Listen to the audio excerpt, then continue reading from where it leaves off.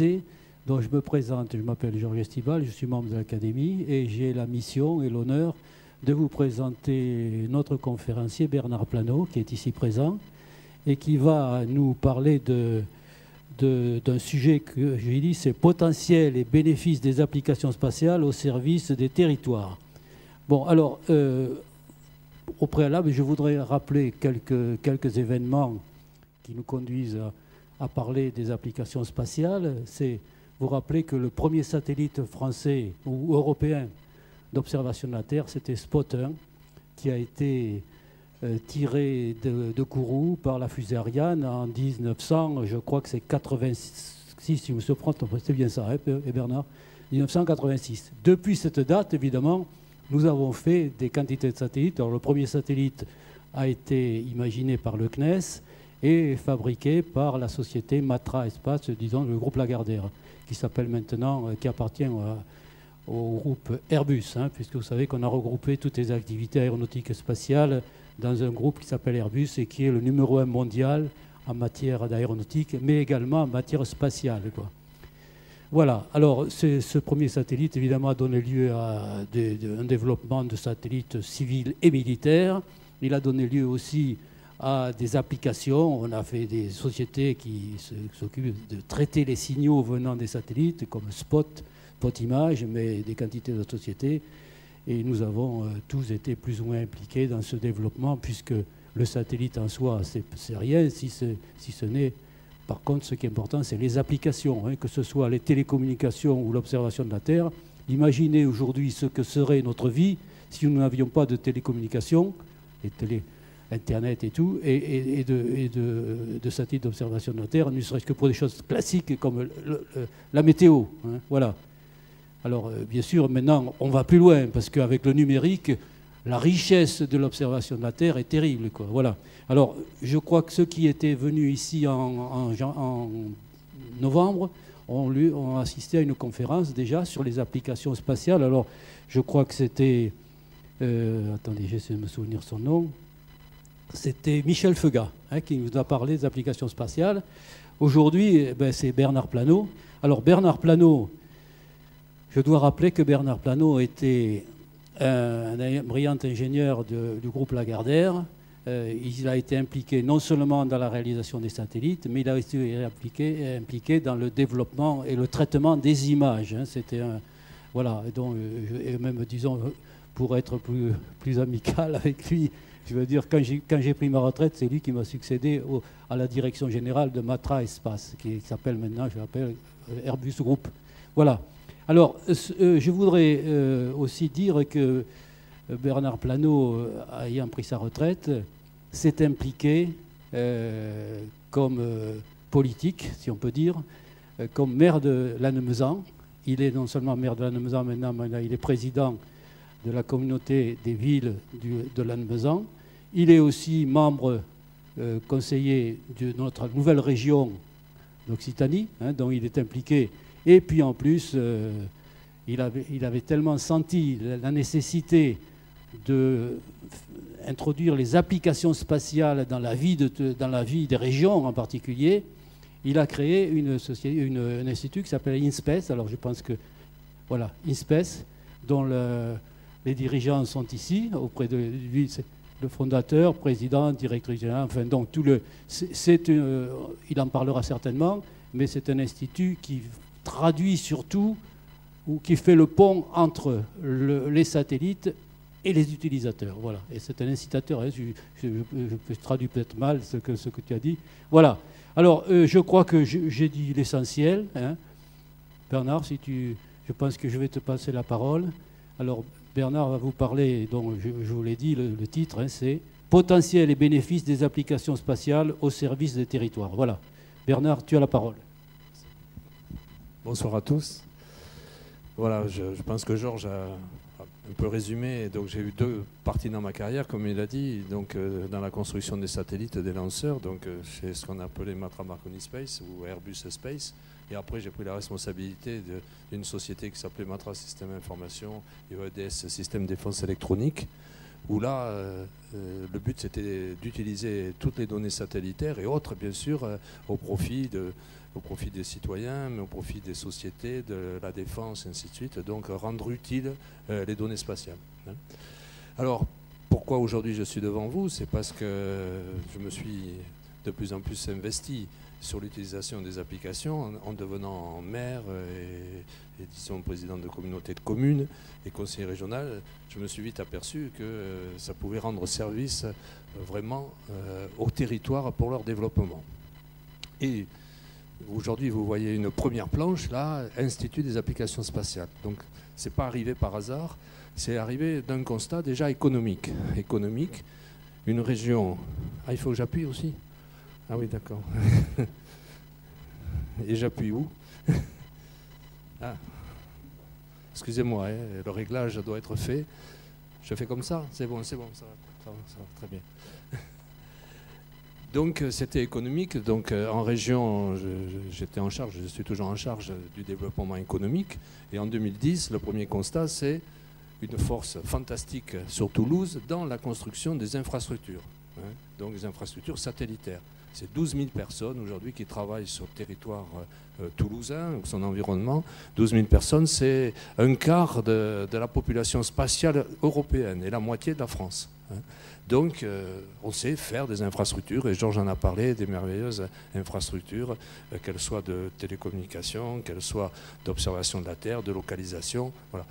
Et puis, quand on regardait l'équation économique, alors qu'on doit utiliser à fond toutes les données et les potentialités des satellites, c'était 1500 personnes qui travaillaient dans les applications. Donc, le ratio n'était pas au rendez-vous, et on peut penser que lorsqu'on avait 1 euro investi dans une infrastructure, on pouvait, sur la durée de vie de cette infrastructure, à peu près avoir une valeur ajoutée de 10 à 12 euros. Donc le rapport n'était pas au rendez-vous. Donc on ne va pas multiplier 12 000 par 10, ça ferait beaucoup trop, mais on pourrait peut-être améliorer, disons, le ratio économique par rapport à cela. Donc c'est ce qui a donné lieu dès 2010 à cette réflexion de dire on ne tire pas assez des produits que nous faisons dans notre belle région. Donc on a commencé à réfléchir comment, disons, devenir un facilitateur, un incitateur à l'utilisation de ces données. Alors il y a des données qu'on utilise facilement, parce que les données de télécom, les données de localisation, tout ça c'est naturellement pris en compte par les grands opérateurs de télécom, et on n'a pas forcément besoin d'inciter et de faciliter. Mais par contre, pour les données d'observation de la Terre, hein, comment utiliser l'image, là je crois qu'on ne réalise pas, et on ne réalisait peut-être pas, toute la potentialité qu'on pouvait sortir de ces données et comment les utiliser dans le quotidien des collectivités et des citoyens. Donc voilà, c'est ce que nous avons entrepris, et nous avons fait cet institut des applications spatiales. Pourquoi faire? C'est comme ça? Oui. Donc pourquoi faire? Donc créer, après 4 ans de réflexion, et puis également des présentations que nous avons fait le CNES dans les divers Toulouse Space Show, hein, pour mobiliser. On a même changé un peu, quand on faisait le Toulouse Space Show qui se fait tous les 2 ans, on parlait beaucoup d'infrastructures, et là on a commencé à parler applications de plus en plus, et pour faire émerger des initiatives dans ce domaine. Donc on a créé en 2014 cet institut, j'attaque par ça. Après, rassurez-vous, je vous parlerai comment les territoires peuvent bénéficier de ces efforts, mais commençons par effectivement cet institut qui a été créé. Il a été créé à partir de la région, qui s'appelait la région Midi-Pyrénées à cette époque, le CNES, la Directe, et puis avec deux grands sponsors auprès de nous, et puis des actifs près de nous. C'était à l'époque Airbus Defence Space, maintenant on dirait Airbus, hein, et puis Thales Alenia Space. Donc c'est une association à but non lucratif pour découvrir les nouvelles applications spatiales et montrer et valoriser les bénéfices socio-économiques que l'on peut tirer de ces applications spatiales. C'est un facilitateur auprès des collectivités territoriales, parce que souvent le besoin était pas forcément bien exprimé par les collectivités territoriales, ne savaient peut-être même pas ce elles le savent toujours peut-être pas ce qu'elles peuvent tirer comme profit de ces données-là, qui sont, on verra, assez abondantes. Donc être le facilitateur entre ces données et dire aux collectivités, vous pourriez faire tel type de projet, ce que l'on verra, donc c'est être le facilitateur. Démonstrateurs aussi, afin de sensibiliser et démontrer sur les territoires l'utilisation de ces technologies. On est parti par des phases de démonstration, de pilotes, de projets pilotes, pour que les collectivités s'emparent de cette technologie et s'emparent de ces résultats. Voilà.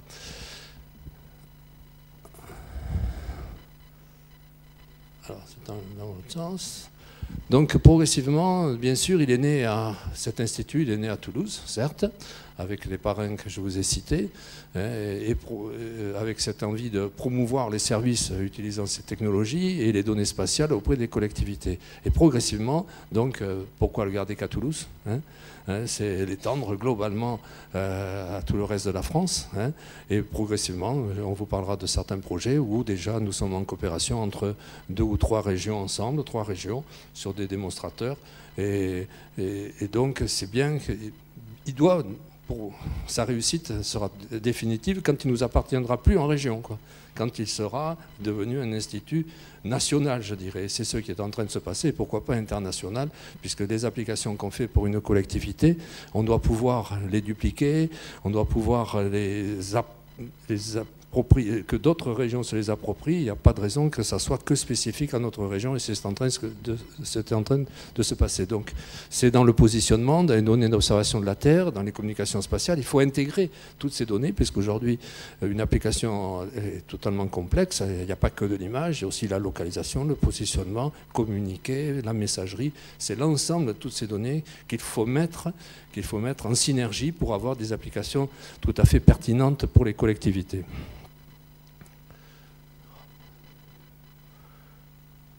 C'est très sensible. Hein. Donc pour les collectivités, c'est agir au plus près des besoins locaux. Donc il faut déjà discuter, anticiper ces produits locaux. Donc dans ma position, j'étais, de par mes responsabilités publiques, nouvelles, disons, mais enfin, ça faisait déjà 10 ans quand même, donc quelque part, au fait des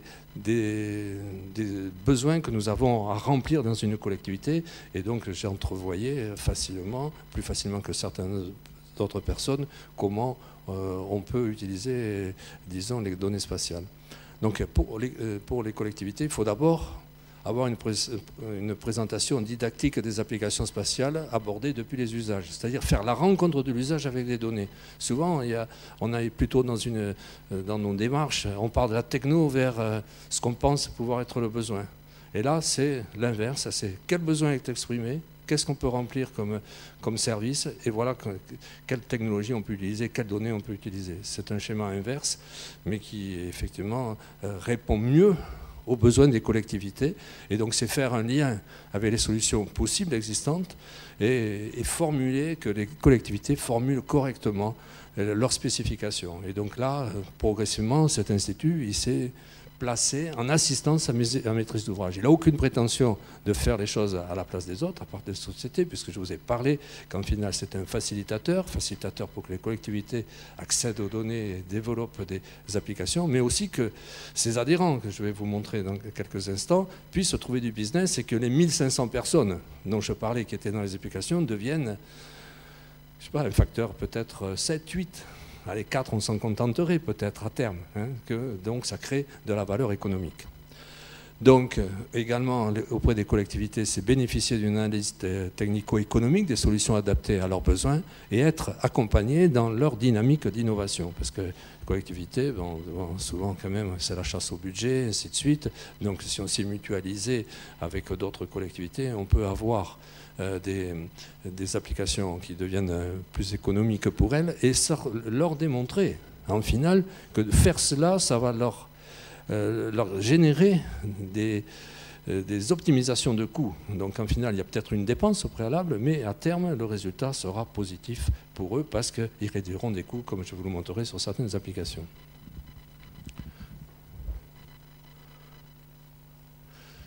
Alors, pour faciliter l'accès, vous avez compris, des PME au marché public, donc si cette rencontre est difficile souvent à se faire entre les PME qui sont porteurs d'une appli, une application et les collectivités, donc on a déjà travaillé le client potentiel en l'aidant à formaliser ses besoins. Là, c'est vraiment permettre l'accès aux PME à ces marchés publics en étant fournisseurs d'applications, bénéficier d'un support de développement commercial de leur offre vis-à-vis de ces collectivités, mutualiser leurs efforts de prospection. Et en particulier, souvent, les PME, par exemple, ont une spécificité, une application particulière, un domaine particulier, mais l'application qu'on doit proposer à la collectivité doit être bien plus large. On peut avoir une application qui a du traitement de données d'observation de la Terre, mais aussi de la localisation. Et souvent, c'est des sociétés qu'il faut marier pour qu'elles aient une application système global. Ça, c'est très important. Et donc, leur permettre d'augmenter le marché accessible. Et puis, bien sûr, ce qui est recherché derrière ça, c'est toujours la valeur économique et générer des emplois.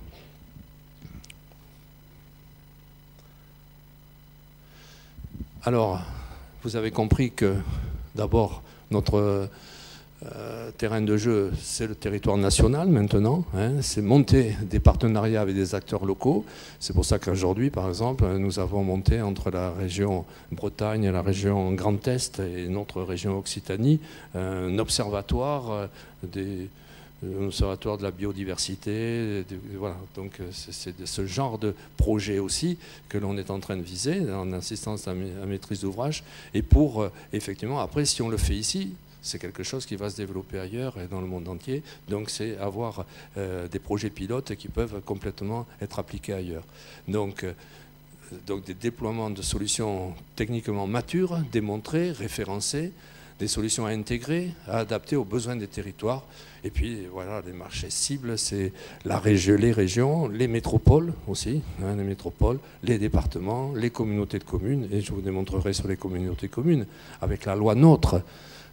La loi NOTRe, je ne sais pas si vous êtes familier de ça, c'est la loi NOTRe, c'est la loi qui a remodelé le territoire français et les compétences entre les régions, les communautés de communes, les communes, donc donne des responsabilités aux communautés de communes en particulier dans le développement économique, mais aussi dans la gestion de l'eau, la gestion de l'assainissement, la gestion de l'environnement, où effectivement il faudra donner une réponse à ces questionnements qui sont aujourd'hui de la compétence des communautés de communes.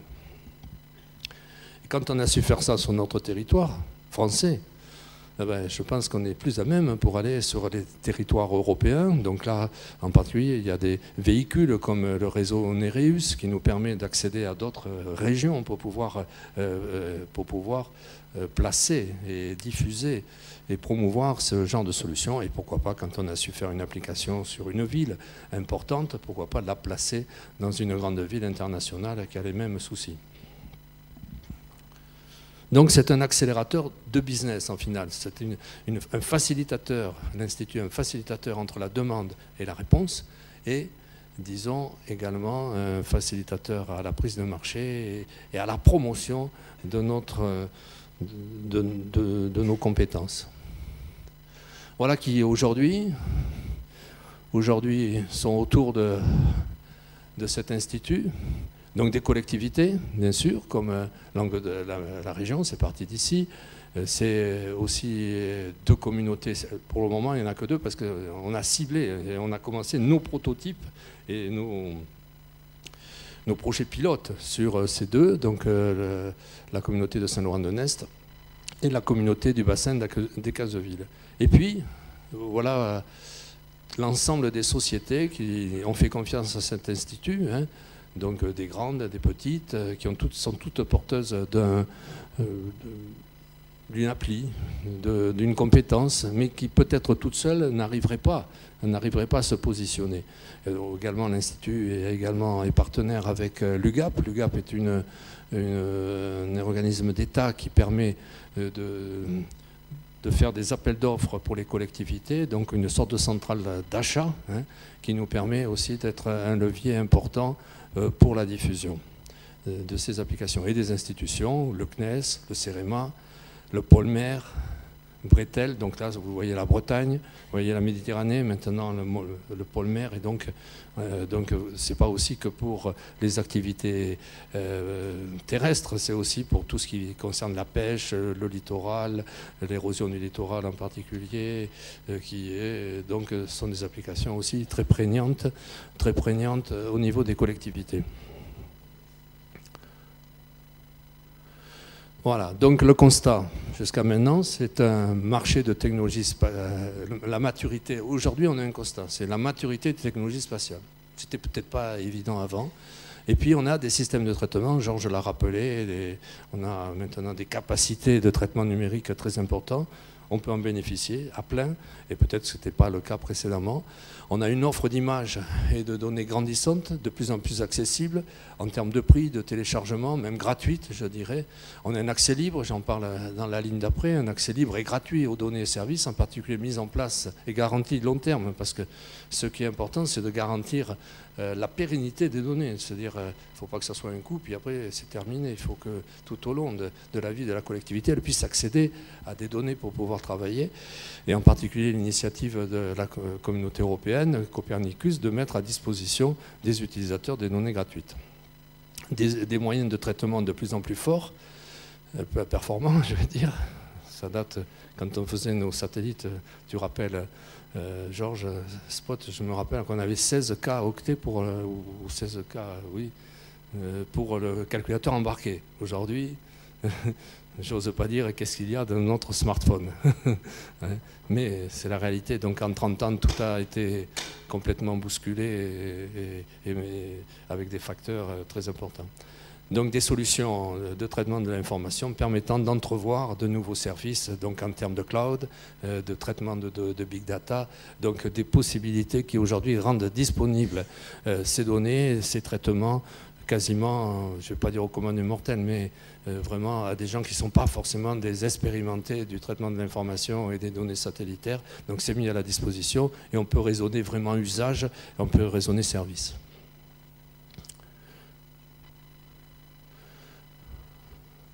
Donc, le constat, c'est qu'on a des territoires riches en données locales, mais qui ne les utilisent pas suffisamment. Bon, parce que quand on parle de données, il y a bien sûr les données satellitaires, certes, mais aussi toutes les données historiques, archivées de la ville, de la vie d'un territoire. On peut aussi rajouter d'autres données in situ qui sont prises au moment où on en a besoin. Des données drones, je dis, mélanger toutes ces données aussi avec des drones, où on est plus dans le temps réel que peut-être dans une donnée satellitaire. C'est le mix de toutes ces données qui va permettre d'avoir des applications très pertinentes. Des territoires plus démunis, qui ont de réels besoins d'amélioration de la connaissance de leur territoire. Donc aujourd'hui, on peut dire qu'il y a une sous-utilisation des applications spatiales par les collectivités territoriales, clairement. Et elles en ont besoin. Ça va être l'objet, certainement, des démonstrations qui arrivent. Donc on y va. Donc le spatial, une réponse aux besoins des collectivités. Alors comme je vous l'ai dit tout à l'heure, les collectivités, avec la loi NOTRe, donc sont à faire face à une pleine mutation et face à des changements. Une recherche d'abord systématique de solutions plus performantes, leur permettant d'exercer leurs compétences. Je reviendrai sur ces compétences. De plus en plus de responsabilités aux collectivités locales. Souvenez-vous des inondations à la Tranche-sur-Mer, par exemple. Souvenez-vous de ces drames, des inondations, ainsi de suite. Et tout ça, c'est de la responsabilité des collectivités locales. Donc des obligations issues des directives environnementales qui tous les jours, le livre des directives environnementales où la loi s'épaissit de plus en plus, l'amélioration du service public, de la protection civile, j'en parlais à l'instant, une complexité croissante pour exécuter ces obligations. Donc un enjeu considérable pour ces structures publiques qui n'ont pas forcément le personnel à un moment donné. Puis aujourd'hui, comme il y a une restriction du budget, des dotations de l'État, quelque part, c'est pas facile de se doter des moyens et des hommes nécessaires à cela.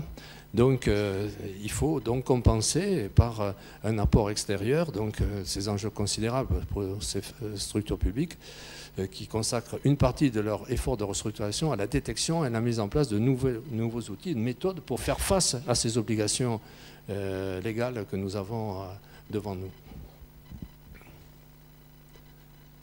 C'est dans l'autre sens.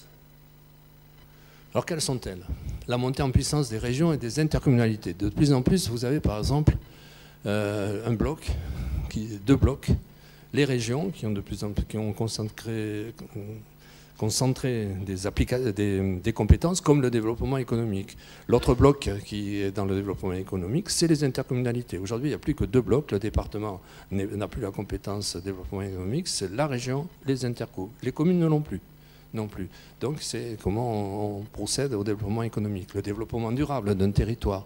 L'eau, ça sera pour 2020 d'une façon générale, mais il faut s'y préparer. La gestion de l'eau d'un territoire sera de la responsabilité d'une intercommunalité. L'aménagement du territoire avec les divers schémas d'orientation territoriale, les SCOT, avec les plans d'occupation du sol, les PLU.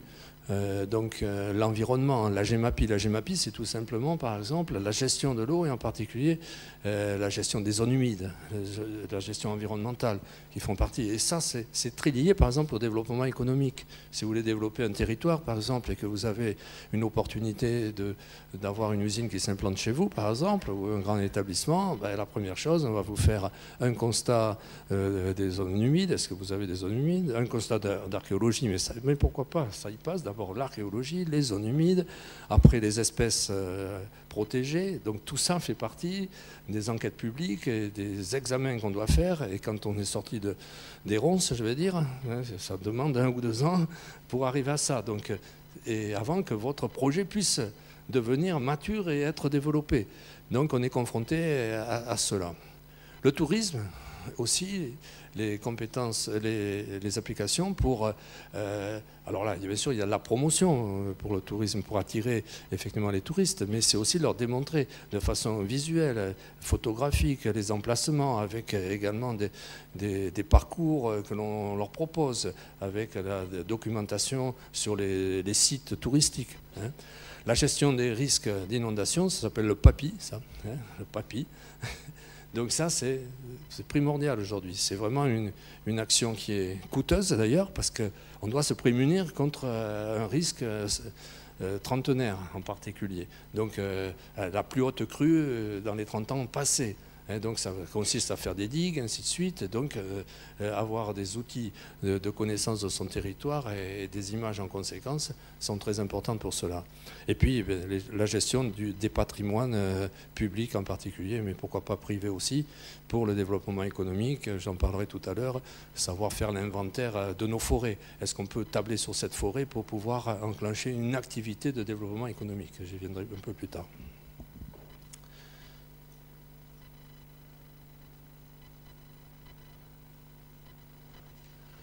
Donc, l'utilité des satellites, j'ai essayé de vous la démontrer avec tout ça. Qu'est-ce qu'on peut faire avec ces satellites dont on va retrouver l'usage sur son portable, sur son smartphone, sur des computers? C'est d'abord l'aménagement du territoire. C'est la mobilité urbaine. Quand vous voyez le nombre d'heures aujourd'hui qui sont perdues sur la rocade toulousaine, on pourrait imaginer que peut-être en combinant les départs bien organisés, ainsi de suite, la photo du trafic à un instant déterminé pour pouvoir optimiser la mobilité urbaine. L'éducation, c'est dispenser de l'éducation sur des territoires éloignés. C'est la gestion des ressources naturelles qui sont très importantes aussi. Un point très important, et vous en avez dû en entendre parler, c'est par exemple les déserts médicaux. Les déserts médicaux qui s'inscrivent dans des territoires éloignés. Mais attention, les déserts médicaux, ils ne sont pas que dans les territoires éloignés, ils sont des moments au sein de quartiers de ville. Donc le e-santé avec la télémédecine est une solution. La gestion des risques, je vous en ai parlé avec les GEMAPI et les PAPI, le e-tourisme. Donc c'est toutes ces applications que l'on peut servir avec les données spatiales. Donc les applications spatiales au service des collectivités, c'est un croisement entre les moyens spatiaux et les capacités locales. Et bien sûr, on ne le fait pas un coup, il faut le faire en permanence, il faut être toujours en réactualisation. Donc c'est bien un suivi long terme et moyen terme.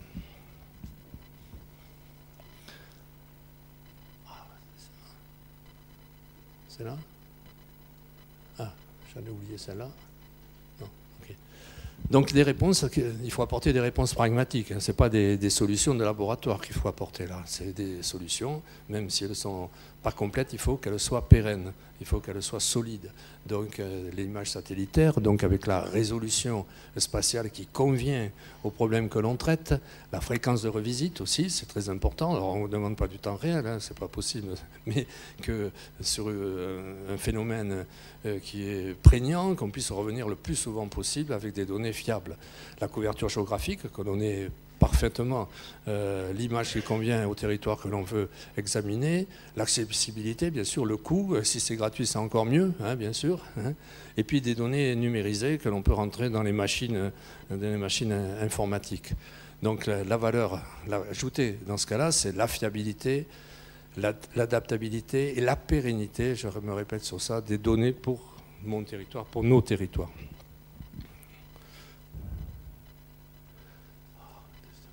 Alors, quelques exemples, mais ça, je pense que vous attendez avec impatience de vous donner quelques exemples, parce que quelque part, je vous ai parlé un peu de la Constitution et du but de cet institut, pourquoi il était né, donc vous avez bien compris cette genèse, et c'est maintenant les bénéfices qu'on peut tirer. L'environnement, vous l'avez bien compris, c'est la protection de l'environnement et de la biodiversité. Donc là, l'outil de l'imagerie satellitaire à très haute résolution délivrée par Pléiades, Spot, Sentinel sont des outils fantastiques pour obtenir toutes les données concernant la biodiversité locale et des paysages et des écosystèmes, et à partir de ça raisonner sur les plans d'occupation du sol, reboiser certaines parties, éviter de déboiser certaines autres, ainsi de suite. C'est ça qui est derrière la protection de l'environnement, qui est un point prégnant dans les collectivités. Excusez-moi, je ne l'avais pas prévu celui-là.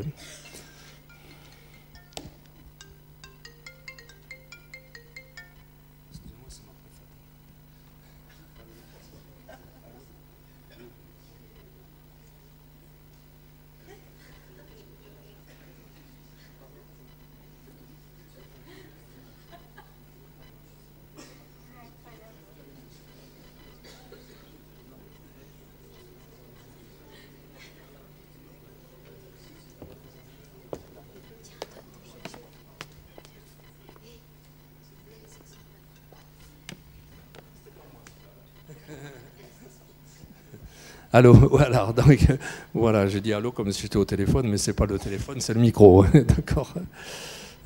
Excusez-moi, mais il faut être toujours à l'écoute de son préfet, vous savez, d'accord. Voilà, donc protection de l'environnement, de la biodiversité. Donc l'avantage des utilisations spatiales, c'est de dresser très régulièrement un état des lieux de l'occupation des sols, modéliser les scénarios pour, ce que je vous parlais, réaliser les plans d'urbanisme cohérents à partir du SCOT. Vous savez qu'il y a toute une hiérarchie descendante entre un SCOT jusqu'au PLU. Le PLUI, ça veut dire que c'est un PLU intercommunal. Le PLU, c'est au niveau d'une commune, par exemple. Hein, voilà. Cartographier les différents types de végétation et milieux en zone urbaine et périurbaine. Les espaces verts, les haies, les bords d'eau, les bords de l'eau boisés pour aménager et protéger les coulées vertes. De plus en plus, quand vous faites un PLUI ou un PLU, on vous demande les coulées vertes. Les coulées bleues aussi. Les coulées bleues, c'est avec de l'eau. Les coulées vertes, c'est de la verdure. Hein. D'ailleurs, je le marque après. Les trames vertes et bleues pour protéger ainsi la biodiversité. Sinon, votre document d'urbanisme, il ne sera jamais accepté si vous n'avez pas cette vision globale de l'aménagement du territoire. Et rien de mieux, effectivement, que la cartographie et des images satellitaires pour le faire. Valoriser l'évolution des espaces en termes d'habitat. On a intérêt, souvent, bien sûr, quand on habite des endroits un peu éloignés de la ville, on veut tous peut-être habiter sur une colline, ainsi de suite, mais ça coûte très cher. Vous savez qu'il faut amener les réseaux. Hein. Donc pour réduire, on a tendance aujourd'hui à plus concentrer l'habitat pour optimiser les réseaux d'écoulement, les réseaux d'eau, les réseaux électriques, les réseaux d'assainissement. Hein. Donc c'est la gestion de l'habitat, des zones industrielles, avec la potentialité, ce que je vous ai dit, d'existence de zones humides, dégradées, des choses comme ceci qu'il faut absolument gérer. Le foncier agricole, de plus en plus, quand vous faites un PLU, ben, vous avez la chambre d'agriculture, si vous voulez, qui est très vigilante. Elle demande aujourd'hui, quand on refait un PLU, de restituer des hectares, c'est bien normal. D'un côté, on veut reconcentrer l'habitat, mais c'est pour le redonner à la production agricole, à la production vivière. Hein. Donc ça aussi, ça permet cela. Donc excusez-moi, là je me suis un peu perdu. Donc c'est visualiser l'évolution de ces espaces en termes d'habitat, de zones industrielles, de foncier agricole sur des horizons longs, c'est-à-dire avoir une vision 20 ans sur le sujet. Hein. Et court aussi, parce qu'il y a des évolutions rapides qui peuvent arriver sur votre territoire. Hein. Voilà, c'est étudier la croissance des zones urbaines. Aujourd'hui, on a eu trop tendance à laisser dériver le sujet. Hein. Et puis après, on se retrouve avec des problèmes de mobilité. Donc c'est arriver et occuper correctement disons, le territoire en fonction des lignes de transport, de façon à pouvoir maîtriser justement la mobilité qui sont aussi prégnantes dans nos villes et qui font perdre tant d'heures de travail. Ah, c'est dans l'autre sens. Voilà. Donc, par exemple, un autre exemple. Je n'ai pas mis tous les exemples, hein, c'est quelques exemples bien marquants et après vous pourrez me poser des questions. Hein. Donc, c'est l'imagerie satellitaire pour la gestion des risques d'inondation. Ça, dans l'imagerie satellitaire, optique et radar. Ce qui est important aussi, c'est le radar pour caractériser les sols. Et le niveau d'élévation et les schémas d'écoulement des eaux. Ce qui est important, c'est voir comment les eaux s'écoulent, si elles vont s'écouler rapidement parce que vous avez aussi la nature du sol qui est devenue peut-être presque du béton. Donc quand il y a un orage, et on connaît les catastrophes qu'il y a eu du côté de Montpellier, de Nîmes, ainsi de suite, c'était bien cet objet, quoi. Cet objet d'eau qui se sont écoulées comme si elles coulaient sur du béton. Donc il faut lier ça avec les informations météorologique, tu en parlais tout à l'heure, et l'humidité des sols. Si le sol est humide, il va absorber. Si c'est du béton, il ne va pas absorber, il va laisser couler et puis il y aura des catastrophes. Donc c'est tout ça que l'on peut en permanence en gestion de risque d'inondation se protéger, trouver les parades qui sont souvent des digues, des bassins de rétention où à un moment donné on retient l'eau, il n'y a pas d'autre solution, il faut la retenir quelque part parce que de toute façon on ne peut pas tout réguler, mais si on la retient quelque part, elle ne va pas s'écouler de façon dramatique vers des zones exposées.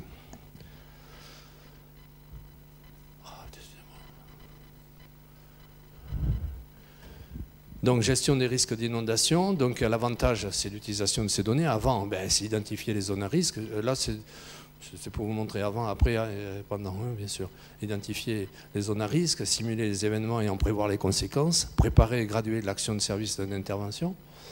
Donc, si on a fait ça, il ne devrait pas y avoir de pendant, mais il y a toujours un pendant. Hein. Le pendant, c'est connaître l'ampleur de l'événement, son étendue géographique pour permettre le dimensionnement et le déploiement des moyens d'action en particulier.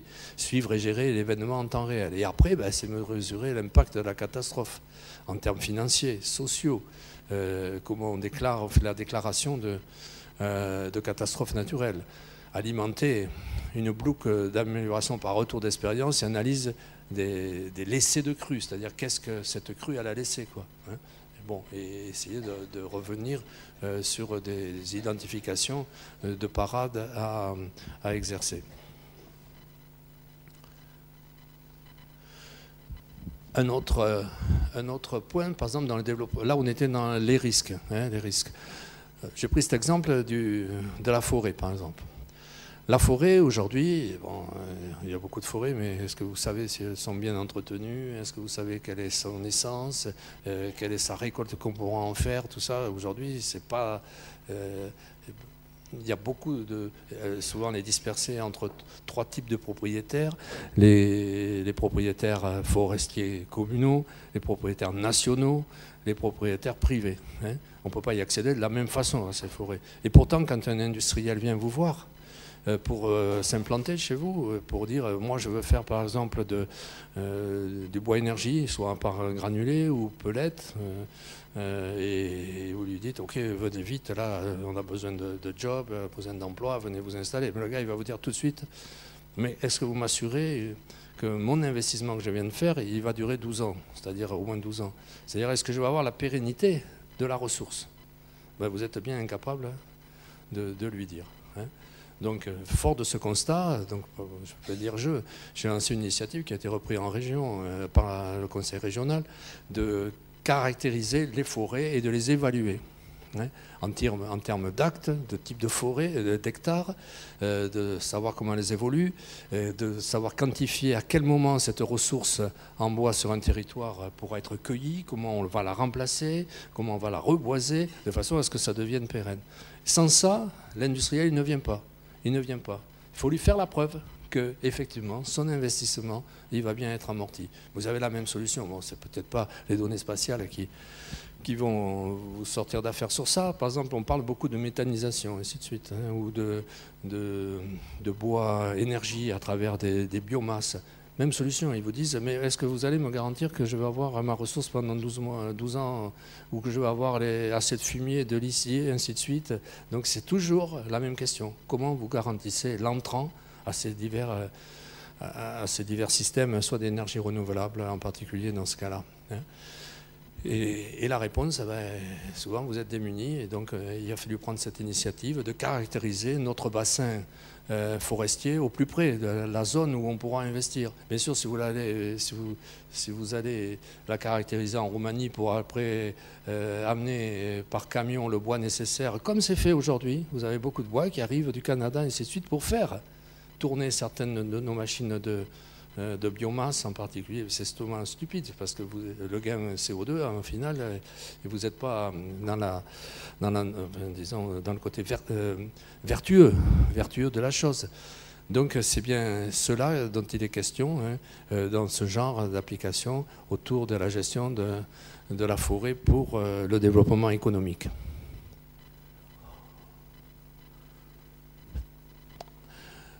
Tourisme.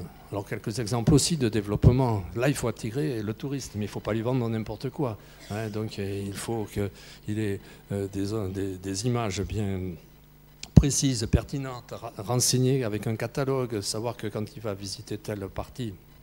Donc il y a aussi beaucoup de médias qui est associé à ça.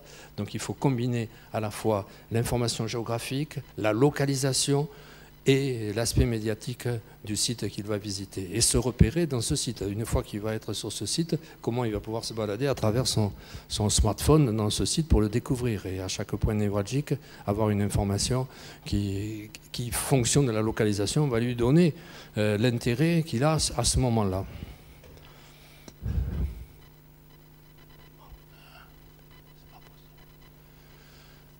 Voilà, donc avantage de l'utilisation des données spatiales, observation, télécommunication, géolocalisation. C'est avant le séjour, c'est adapter les séjours. Vous êtes chez vous, là, vous êtes en train de préparer votre voyage. Donc adapter les séjours en fonction des caractéristiques météo. Si la météo devient un point important, vous avez choisi telle date, est-ce que vous allez partir en short ou avec un impair, hein, voilà, hein, tout simplement. Composer des séjours à la carte, parce que vous avez votre parcours balisé, personnalisé, et vous pouvez déjà avoir des visites virtuelles, hein, de ce que vous allez découvrir. Alors bon, bien sûr, c'est un peu un danger, parce que si vous les voyez en virtuel, vous n'allez peut-être pas pouvoir venir, mais voilà, la réalité augmentée, voilà. Et pendant le séjour, vous valorisez, d'abord, vous vous sentez plus sécure, vous avez cette géo-information dont je parlais tout à l'heure, donc une valorisation digitale des lieux de visite, c'est-à-dire que vous avez, plutôt qu'autrefois, bon, malheur pour eux, les gros almanachs que l'on avait de chez Hachette, j'espère qu'ils vendent toujours quand même, hein, mais on est sur le lieu et on potasse, qu'est-ce que je vois à tel endroit, et ainsi de suite. Alors là, c'est plus... Voilà. Donc eux aussi, ils se sont adaptés, rassurez-vous, ils se sont adaptés.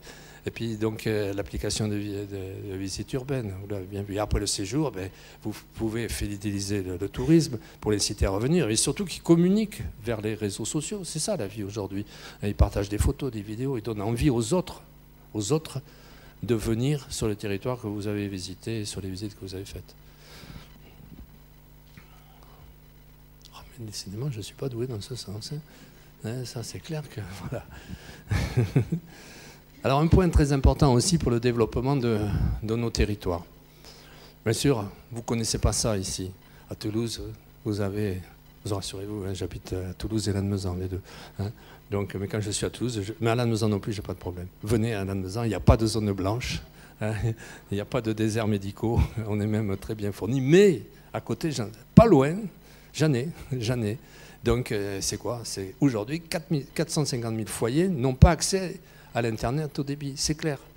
Même plus que ça, moi j'ai des communes sur ma communauté qui n'ont pas accès au smartphone, c'est-à-dire au GSM aujourd'hui. Donc je suis en train de râler d'ailleurs auprès des opérateurs. Donc là, avec cela, c'est aussi, on peut faire la cartographie des couvertures, déployer des solutions satellitaires pour...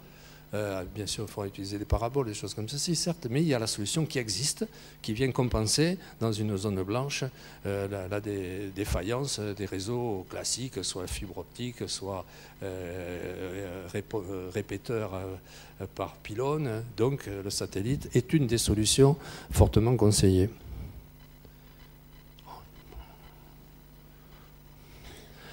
Un point très important, donc je suis à l'origine d'ailleurs de ça, c'est lutter contre la désertification médicale des zones rurales. Et donc c'est favoriser le maintien à domicile. On parle tous des gens qui vieillissent. Est-ce que c'est une solution de les amener dans des maisons de retraite? C'est peut-être une solution de les garder chez eux. Mais venir les visiter régulièrement pour savoir comment ils vont bien. Donc qu'ils aient la téléassistance, qu'ils aient la façon de communiquer. Donc je reviens sur la page précédente, c'est-à-dire pas de zone blanche, quel que soit le territoire où nous sommes. C'est l'accès aux soins, à la prévention.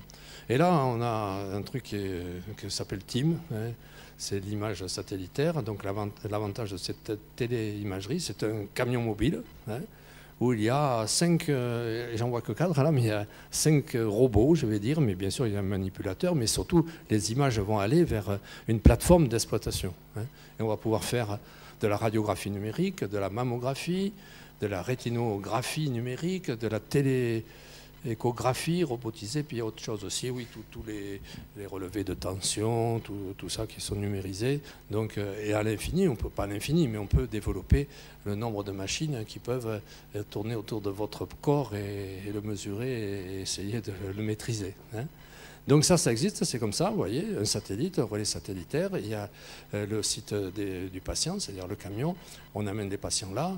Par exemple, vous avez une maison de retraite, je en parlais tout à l'heure, mais une maison de retraite, vous mettez le camion à côté, et puis voilà, vous faites passer, alors que même si elle est en vide, en final, si les gens qui sont dans cette maison de retraite, si vous devez les amener à telle consultation, et ainsi de suite, ça prend du temps, de l'argent. Tandis que là, vous amenez le camion à côté, même en pleine ville, vous faites les examens, ils vont être exploités sur un centre expert qui va détecter les anomalies de ces patients. Voilà. Sur ce principe donc, qui débute, bien sûr, on a eu des fonds nationaux pour cela. On a un contrat de délivrer ce type d'appareil sur 140 camions à vendre à l'export. Parce que ça, c'est fantastique pour l'export. Des pays qui sont en déserts médicaux, après une catastrophe par exemple, ainsi de suite. Et déjà chez nous, donc, on va l'expérimenter dans les zones, dans les vallées pyrénéennes. Donc on a déjà à peu près expérimenté sur 3621 ans, c'est vachement précis, s'il n'y était pas, acte de télémédecine réalisé en 2015. D'accord. Voilà.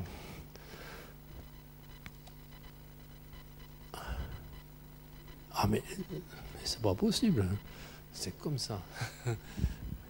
Un autre point qui peut-être la gestion de la collecte des déchets. Vous ne le voyez pas, c'est le matin qui passe. D'accord. Et quand vous ouvrez la porte, c'est déjà fait. Mais pour un gestionnaire d'un smectum, quelque chose comme ça, c'est très important. Selon comment on va suivre le circuit de collecte, comment on va l'adapter aussi, l'adapter à la production des ordures. Il y a donc on peut encore plus sophistiquer le système. Chaque poubelle pourra avoir une puce. Ça va venir, ça vous verrez. Une puce où on va même peser votre ordure ménagère, vous faire payer le vrai prix de votre ordure ménagère. Alors là, il faudra faire attention parce qu'il y a le copain à côté, il va venir vous foutre ses ordures chez vous. Ça, c'est attention, mais on trouvera un système pour personnaliser. Mais c'est ça, et ça, on parlera du vrai prix, parce que je peux vous dire que moi, souvent, les gens viennent me voir et me disent « Ouais, mais je paye des ordures ménagères, je suis tout seul à la maison, je sors ma poubelle tous les 15 jours. » Et comme c'est sur une TOM, c'est-à-dire une taxe qui est sur le foncier, Bah, si vous êtes tout seul dans une grande maison, vous chargez comme c'est pas possible et c'est pas proportionnel à l'ordure que vous avez constituée. Donc il va bien falloir faire quelque chose. Hein. Donc être au plus près de la création des ordures et faire payer vraiment celui qui fait des ordures. On n'est pas encore au fait de ça, mais déjà on est plutôt dans la gestion des circuits, la connaissance justement de ce qui se passe pour pouvoir adopter bien sûr peut-être des redevances plus incitatives, des redevances spécialisées, mais c'est la connaissance de ça qui nous permettra d'aller vers ça. Hein. Voilà. Ça commence déjà à bien évoluer sur ce sujet. Je ne sais pas à quelle heure il est là. Il faudrait que j'aie fini. Ah bon. Développement durable, donc là je vous ai parlé de la collecte des déchets, bien sûr. Donc optimiser les parcours, c'est réduire du CO2, c'est modéliser les tournées de référence en fonction de ce que je vous ai dit, la répartition, pour identifier les écarts avec les parcours quotidiens. Ça c'est un peu fliqué, effectivement, les opérateurs. Connaître les incidents de tourner en temps réel et en informer les citoyens, aussi c'est très important. La gestion de l'eau, je vous ai dit que bientôt ça serait une compétence en 2020. Hein. Donc c'est déjà la gestion de la ressource en eau, les modèles numériques de terrain pour les agences de l'eau, ça c'est très important. Hein. C'est l'analyse des bassins versants, la qualité, la quantité.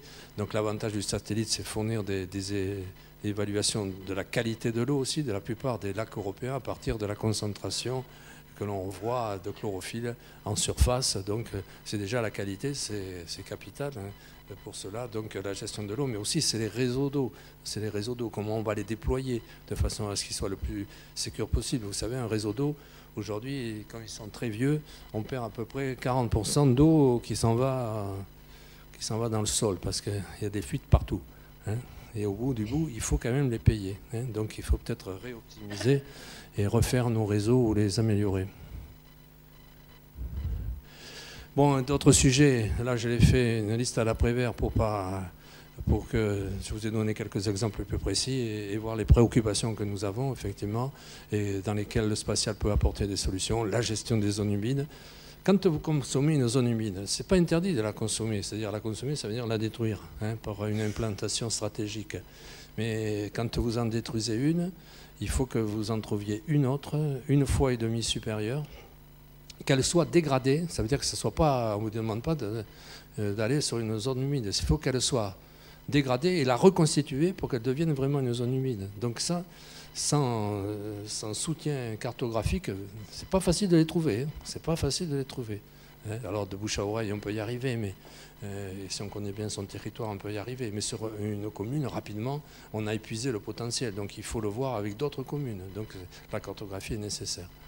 Le cadastre et l'urbanisme, je crois vous en avoir parlé aussi, les réseaux électriques, l'optimisation des réseaux électriques de plus en plus, on aura à faire cela, hein, parce que quand il y a trop de fils, eh bien, ça consomme quand même, c'est-à-dire le réseau par lui-même il consomme, donc si on veut être économe, il faut commencer aussi par optimiser nos réseaux électriques, hein, l'éclairage public aussi. La sécurité en montagne en particulier, pour mon territoire, c'est très important hein, de pouvoir secourir, prévenir les accidents potentiels. L'éboulement des talus et des terrains, ça aussi, c'est très important avant de faire des travaux, savoir en fonction de la météo, quand ça va glisser, ainsi de suite. Donc les risques géologiques. Je vous prends par exemple un exemple qui a été fait de Casseville. De Casseville, vous savez qu'il y avait des mines de Casseville. Hein. Il y avait des mines. Donc le sous-sol, il était bien travaillé, quoi. Et donc, quelque part, le maire avait un souci. Donc, il y avait des zones qui lui étaient interdites à l'urbanisation, qui étaient proches de la ville d'ailleurs. Donc, à un moment donné, il voulait savoir s'il pouvait reconquérir ces zones. Donc, par analyse spatiale, on lui a fait une application où il a pu reconquérir la moitié de la zone qui avait été neutralisée. Parce qu'on a prouvé qu'il n'y avait pas de risque. Voilà, donc ça c'est des choses intéressantes, ça c'est le risque géologique. la gestion des patrimoines publics aussi, hein, et la gestion équilibrée des territoires, comment on répartit sur un territoire les activités. Et quand je dis territoire, c'est pas qu'au niveau d'une communauté de communes, c'est au niveau régional un peu, pour que après ça va avec les déplacements sur ce territoire, c'est tout ça qui est lié. Oh, mais décidément, pour la dernière, je crois que je vais y arriver quand même.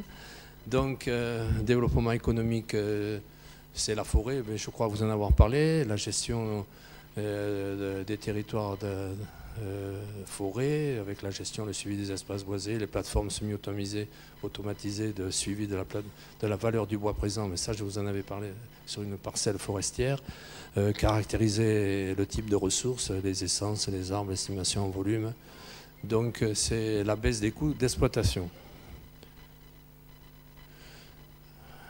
Et l'agriculture, tiens, on l'avait un peu oublié, ça, l'agriculture aussi, bon, je pense que vous avez tous compris qu'est-ce qu'on peut tirer sur cette agriculture en suivi de surface cultivée, de la pratique culturelle de certains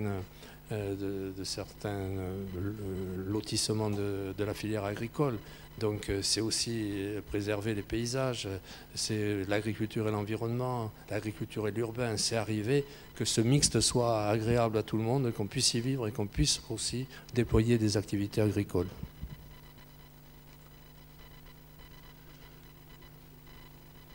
Développement. L'agriculture, donc, c'est l'identification de la production, l'identification des zones de production avec des enjeux agro-environnementaux importants, proximité des cours d'eau, point de captage, ce qui est important, les risques d'érosion, les intérêts paysagers à préserver. Hein. C'est la gestion et le développement des filières agricoles et agroalimentaires. Donc, c'est utiliser toutes ces données pour qu'on puisse devenir beaucoup plus pertinent sur le développement de la filière agricole et qu'elle puisse vivre aussi en cohabitation avec d'autres activités.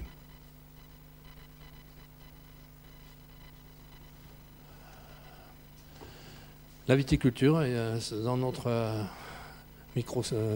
dans nos sociétés, il y a beaucoup de sociétés, en particulier Terranis, qui s'est bien développée dans la viticulture de précision et apporter des solutions au cultivateur qui fait du vin.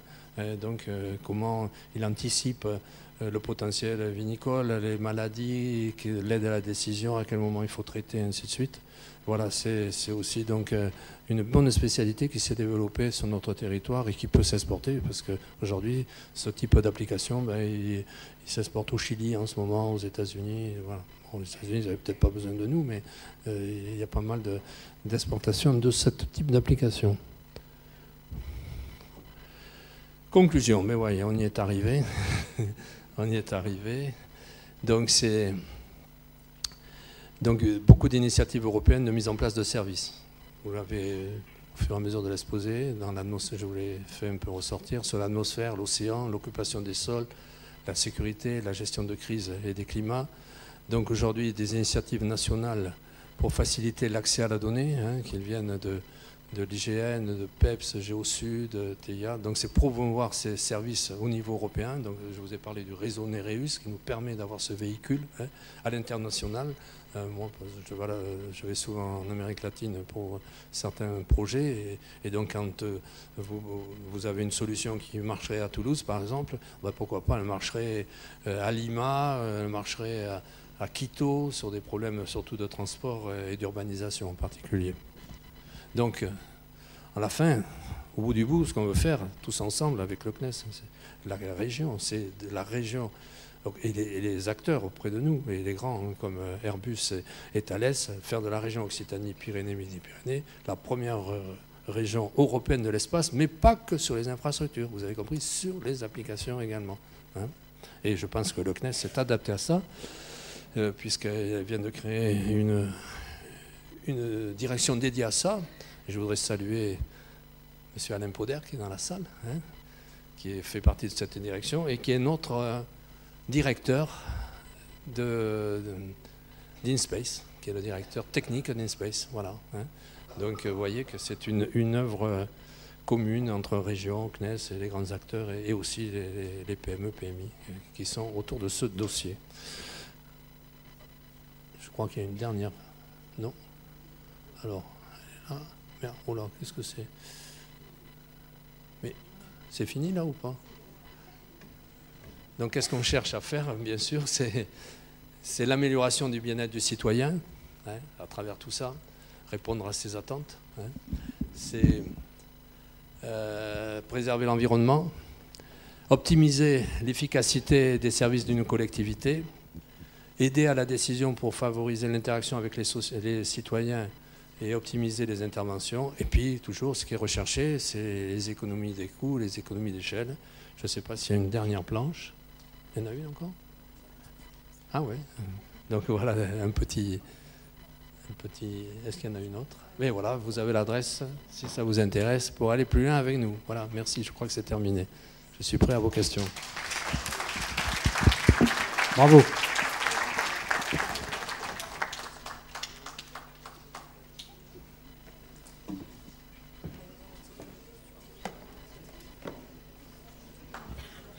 Bon, écoutez, du temps que notre conférencier traite un sujet personnel, bon, je voudrais, à votre nom à tous, le remercier pour cette conférence. Là, on voit bien qu'un ingénieur qui a fait du spatial et qui ensuite a fait de la politique, hein, parce qu'il a une connaissance du terrain qui est merveilleuse, c'est un élément formidable pour... disons, développer les applications spatiales, parce qu'il les connaît, et il sait aussi comment les applications spatiales peuvent être développées, parce qu'il est aussi un technicien du spatial, quoi. Donc, il combine les deux, et c'est, je pense, un élément formidable pour développer nos activités. Et j'espère aussi, Bernard, que ces activités que tu prônes ici en région Midi-Pyrénées, enfin région, pas Midi-Pyrénées, région Occitanie, tu pourras les exporter au-delà, tu l'as dit, oui, oui. Mais également en Europe, hein, parce que oui, notre terrain d'action, c'est déjà l'Europe. Hein. Oui, déjà, oui, absolument. Voilà. Oui. Bon, alors, j'imagine que vous avez des questions à lui poser. Oui?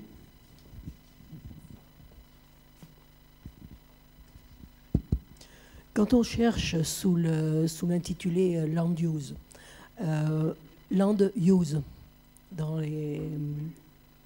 Bon, on trouve des références de modèles systèmes qui permettent d'intégrer les différents aspects, d'y ajouter les coûts, enfin, etc.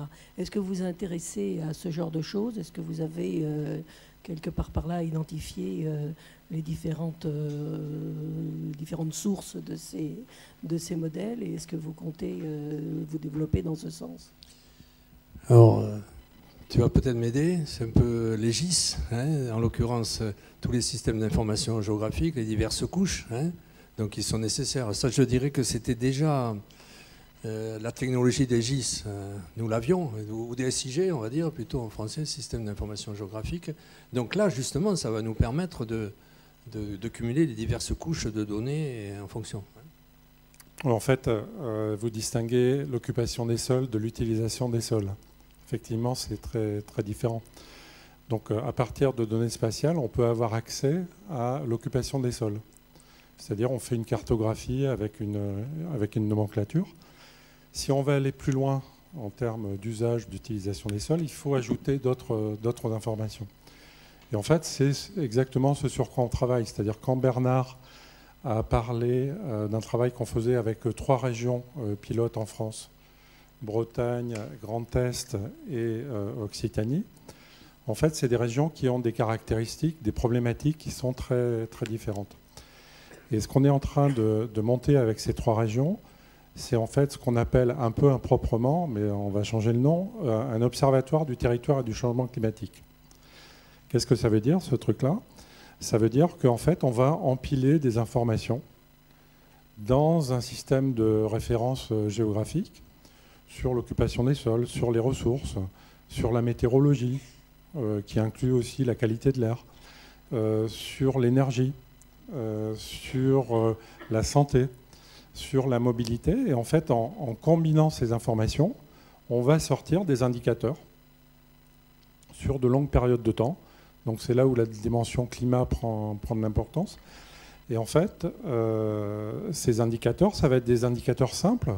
Par exemple, l'évolution de la météo ou de l'occupation des sols, mais aussi des indicateurs hybrides qui vont combiner, par exemple, météorologie, énergie, ressources en eau, occupation des sols, etc. Et là, en fait, on touche quelque chose qui est lié à l'usage, qui est lié en fait au pilotage des politiques publiques. Donc on est en train de générer des tableaux de bord. L'intérêt du spatial, c'est toute la notion de ce qu'on appelle en anglais le monitoring. Et c'est assez difficile à traduire en français.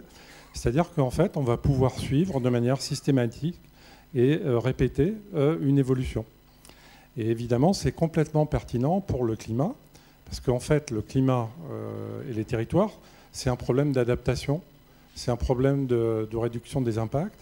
Et donc, c'est ce qu'on essaye en fait de travailler au travers de cet exemple, donc de ce pilote, qui a vocation à être généralisé.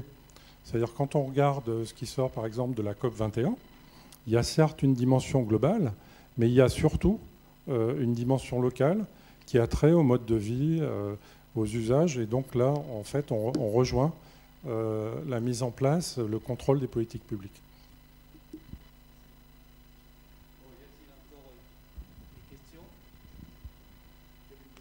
Oui, oui.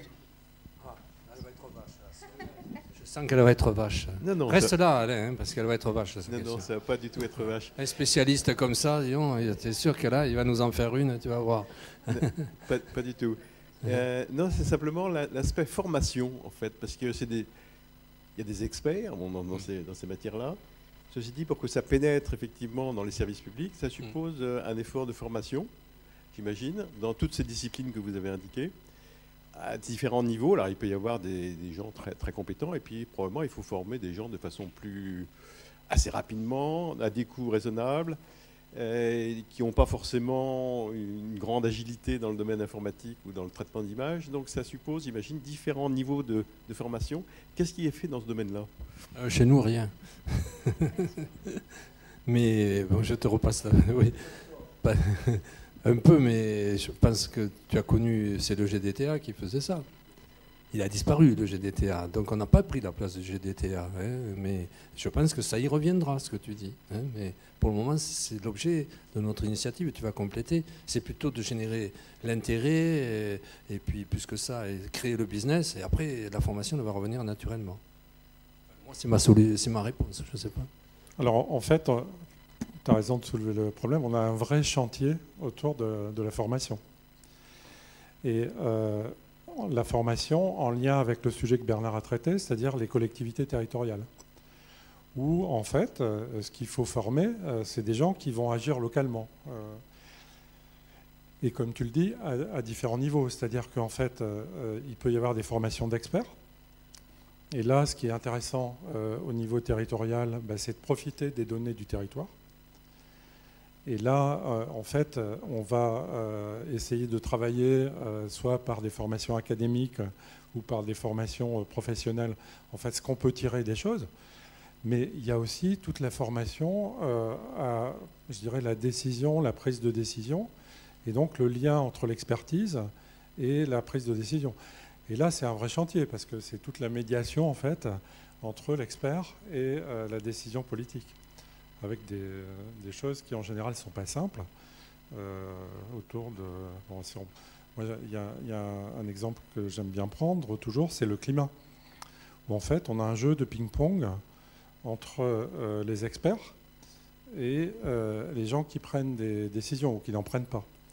Et la meilleure manière de ne pas prendre de décision, c'est de dire je vais me référer aux experts parce que l'expert, il va dire la barre d'erreur, elle est comme ça. Et le politique, il va dire moi, avec cette barre d'erreur-là, je ne peux pas prendre de décision. Et donc, en fait, il y a tout un jeu là entre l'expert et le politique qui est important et qu'il nous faut traiter. Il y a des philosophes qui disent, Bruno Latour, il dit il faut que l'expert devienne politique et rentre dans le lobbying politique pour que en fait, ça déclenche. Donc tout ça, pour ramener ça à la formation, où en fait, ce qui est important, c'est former les gens pour agir. Dans des situations complexes, Bernard il a parlé de gestion intégrée des territoires, en fait il y a différents paramètres, et en fait comment on agit en prenant en compte les différents paramètres, les impacts des différents paramètres. Donc d'un côté, il faut qu'on ait des modèles qui permettent de voir l'impact des décisions, et de l'autre, il faut qu'on ait une aide à la décision. Et ça, c'est un vrai chantier de formation. Merci. Bien, bon, je crois qu'on va mettre un terme à cette magnifique conférence. Bernard, on te remercie encore.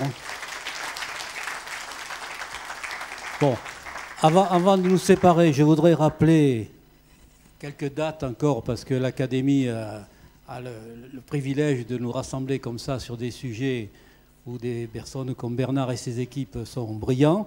Alors, je voudrais rappeler que cette année, c'est le 20e anniversaire de la Cité de l'Espace. Hein. Donc, il y aura des événements à la Cité de l'Espace et vous serez informés. Il y aura aussi le colloque des spationautes du monde entier qui se tiendra en octobre également à la Cité de l'Espace. Donc, vous serez informés de tous ces événements. Mais à court terme, le mardi 21 février, il y aura une conférence sur le monde des lanceurs qui sera présentée par Philippe Couillard, qui est notre ancien président de l'Académie.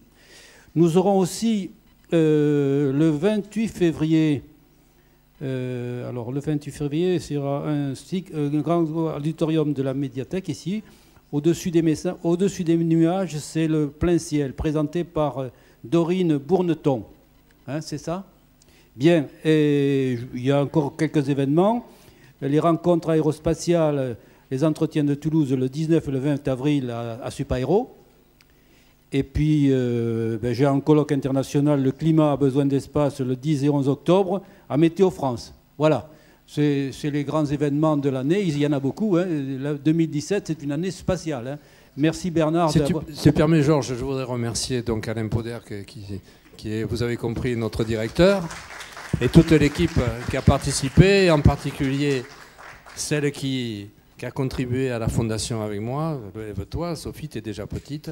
Voilà, Sophie Tezaoui, voilà.